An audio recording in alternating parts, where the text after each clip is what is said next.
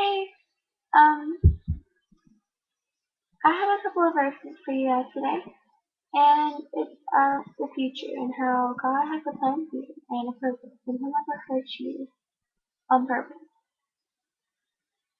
But one of the verses is Jeremiah chapter 29, verse 11. I know a lot of people know this verse, but for I know the plans I have for you, says the Lord. They are plans for good and not disaster, to give you a future and a hope.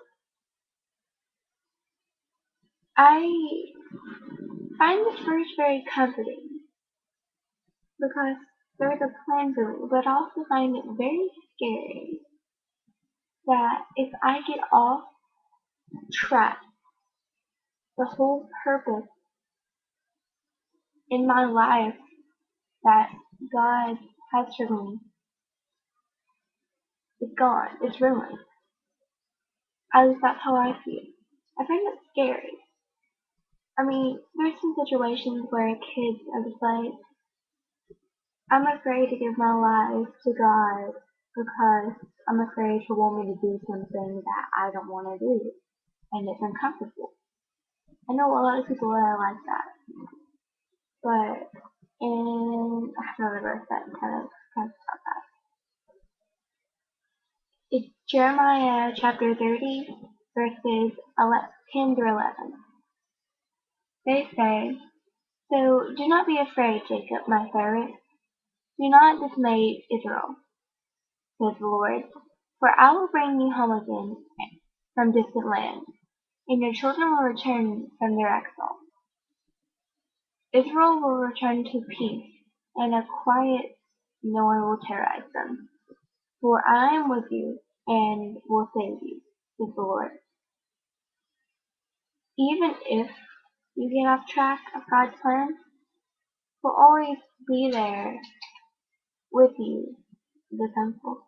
He'll always be there with you, and try to get you back on to His plan for you. And the last two verses I have are also in Jeremiah chapter 31, but the verses are 17 through 19. Verse 17. There is a hope for your future, says the Lord. Your children will come again and own their land.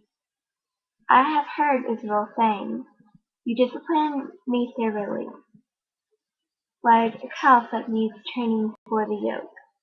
Turn me again to you and restore me, for you alone are the Lord my God. I turned away from God, but I was sorry. I kicked myself for my stupidity. I thoroughly was ashamed of all my younger days. See, this is where Rachel, she was sad because of her kids being in a different place.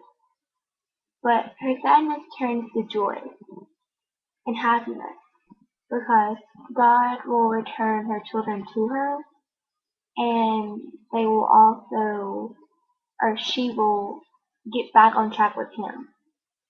She got off track and she's back with Him. Verse 19 is what speaks to me most. Because I've turned away from God, but then I was sorry for my stupidity. But it all worked. God has a future and purpose for you, and He always will. So you have to be open-minded to God. Come to Him with an open mind. If He doesn't give you what you want, it's not His will.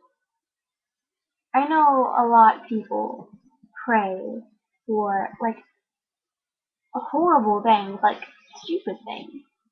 But also people pray for people not to die. And I find that good but bad at the same time. If someone has a disease, they have cancer, and you pray for God to take the cancer away, and He doesn't, you get angry with God, and you shouldn't. It wasn't His will. Maybe person did what it was supposed to, and it was his purpose.